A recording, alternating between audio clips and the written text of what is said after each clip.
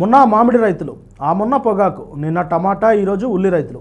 ఆంధ్రప్రదేశ్ రాష్ట్రంలో రైతులను కదిలిస్తే చాలు కన్నీటి పర్యంతమైన తమ కష్టాలను వెళ్ళబోస్తున్నారు. కూటమి ప్రభుత్వం అధికారంలోకి వస్తే రైతుల కష్టాలు తీరుతాయి అనుకున్న రైతులకు అంతకంతకు కష్టాలు పడాల్సిన పరిస్థితి ఏర్పడింది. మామూలుగా ఉల్లికి వస్తే కన్నీళ్లు వస్తాయి అంటారు, కానీ ఉల్లిని పండించిన రైతులు వాటికి గిట్టుబాటు ధర లేక మార్కెట్లో ఎండకెండుతూ వానకు తడుస్తూ ఉన్న ఉల్లిగడ్డలను చూస్తే రైతులు కన్నీళ్లు పెట్టుకుంటున్నారు. ఆంధ్రప్రదేశ్లో ముఖ్యంగా కర్నూలు జిల్లాలో ఉల్లి పంటలకు ప్రధానంగా పండిస్తారు. 2025 సంవత్సరంలో అధిక మొదలైన వర్షాలు, పంట ఆలస్యం, మార్కెట్ ధరల పతనం వల్ల రైతులు తీవ్ర కష్టాలు ఎదుర్కొంటున్నారు.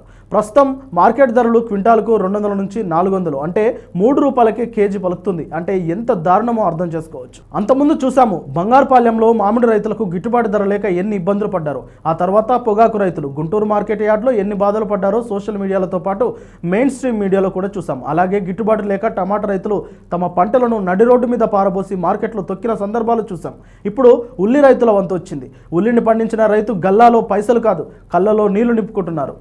గిట్టుబాటు ధర లేక మార్కెట్లకు తీసుకొచ్చిన ఉల్లి ధర పలకక కనీసం ఆటో ఛార్జీలకు కూడా డబ్బులు సరిపోవడం లేదని రైతులు ఆవేదన వ్యక్తం చేస్తున్నారు. ఒక రైతు కన్నీళ్లు పెట్టుకుంటే రైతు కుటుంబం మొత్తం పస్తులుండాల్సిన పరిస్థితి. దేశానికి అన్నం పెట్టే రైతు ఇలా కన్నీళ్లతో పస్తులుండాల్సిన పరిస్థితి. దీనిపై కూటమి ప్రభుత్వం ఎందుకు చర్యలు తీసుకోవడం లేదని విశ్లేషకులు ప్రశ్నిస్తున్నారు. రైతు కన్నీళ్లు పెట్టుకున్న రాజ్యం, రైతు కన్నీళ్లకు కారణమైన పాలకులు మనుగడ సాధించినట్టు చరిత్రలో లేదు. రైతు కన్నీళ్లు పెట్టి కన్నెర్ర చేశాడు అంటే ఏ మంత్రి అయినా, ముఖ్యమంత్రి అయినా అంతే సంగతులు అంటూ విశ్లేషకులు అభిప్రాయపడుతున్నారు. వీరికి సంబంధించి రైతులు శాపనార్థాలు పెడుతున్నారు. మరి దీని నుంచి బయటపడాలంటే ప్రభుత్వాలు చర్యలు తీసుకోవాల్సిన అవసరం ఉందని విశ్లేషకులు చెబుతున్నారు. ముఖ్యంగా రైతులు ఎదుర్కొంటున్న ప్రధాన సమస్య గిట్టుబాటు ధర.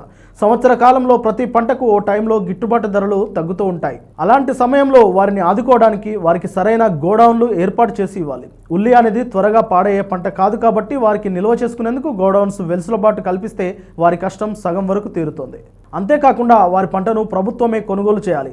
ప్రస్తుతం క్వింటాల్ 1300 నుంచి 2000 వరకు పెంచి వర్షాల వలన దెబ్బతిన్న పంటలకు 50,000 నుంచి 1,00,000 వరకు నష్టపరిహారం కల్పించాలి.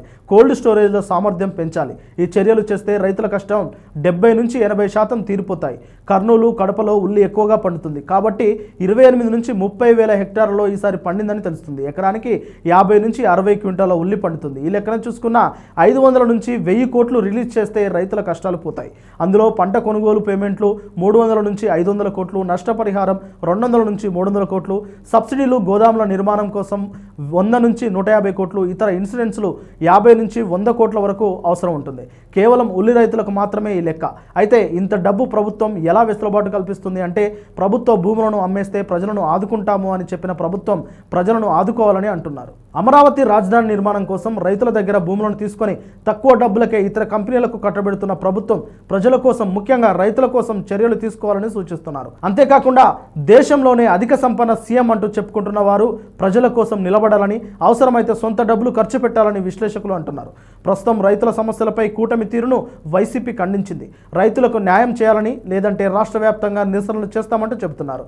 ఇక వైసీపీ అధినేత జగన్ రైతుల సమస్యలు విని చలించినట్లు వైసీపీ వర్గాలు తెలిపాయి. ప్రభుత్వం ఇకనైనా తగిన చర్యలు తీసుకోకపోతే తానే రంగంలోకి దిగి రైతులకు సంఘీభావం తెలుపుతూ మార్కెట్లో దీక్షకు పూనుకుంటా అంటూ వైసీపీ అధినేత పార్టీ అంతర్గతంగా చెప్పారట. చూడాలి మరి కూటమి ప్రభుత్వం ఇకనైనా రైతులను ఆదుకుంటుందో లేదో.